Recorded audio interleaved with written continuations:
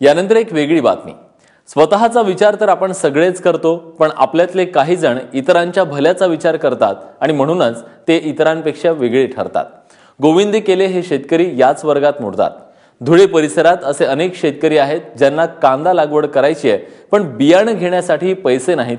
अशा शेतकऱ्यांना जमेल ती सगळी मदत केले करत असतात। हिरवगार असलेला कांद्याचा हा प्लॉट धुळ्याच्या गोपाळ केले यांचा आहे।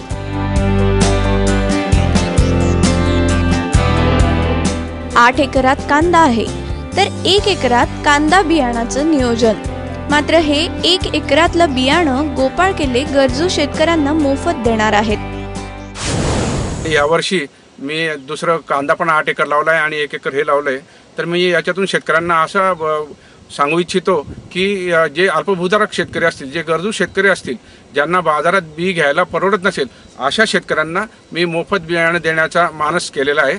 कारण माझ्याकडे मोठी शेती आहे आणि जेणेकरून छोट्या शेतकऱ्यांना माझ्यापासून काहीतरी लाभ व्हावा म्हणून या वर्षाचं मी 1 एकराचं जे बियाणं येईल, जे गरीब शेतकरी असतील, गरजू असतील, जे अल्पभूधारक असतील, अशा शेतकऱ्यांना मी ते बियाणं मोफत देण्याचा माझा प्रयत्न राहील। तरी शेतकऱ्यांनी माझ्याशी संपर्क करावा, मी नक्की त्यांना बियाणं पुरवेन। 2 वर्षांपूर्वी नदीवरून पाईपलाईन करून पाणी आणलं। 10 एकरात कांदा केला, मात्र पड्या भावानं नुकसानच झालं। यंदाही कांदाच केलाय, मात्र प्रत्येकालाच हे शक्य नसल्यानं त्यांनी स्वतःच्या घासातला घास आपल्या दुसऱ्या बांधवांबरोबर वाटण्याचा निर्णय घेतलाय। जे कांदा उत्पन्न झालं होतं ते मी संपूर्ण चाळीत ठेवलं होतं, पण दुर्दैवाने यंदा कांद्याला भाव मिळाले नाही आणि कांद्याचे भाव वाढतील या अपेक्षेने कांदा तो सडला।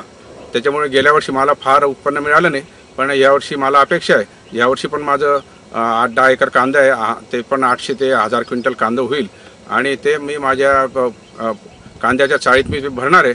आणि यावर्षी अपेक्षा ठेवेन की यावर्षी तरी कांद्याला भाव येतील आणि गेल्या वर्षाची जी तूट आहे ती यावर्षी भरून निघेल।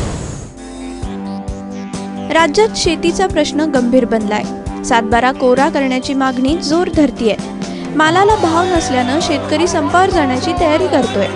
या सगळ्या परिस्थितीत गोपाळ केले या शेतकऱ्यानं दाखवलेला हा दानशूरपणा नक्कीच कौतुकास्पद आहे। धुळ्याहून संजय सोनवणेसह ब्युरो रिपोर्ट, ABP माझा।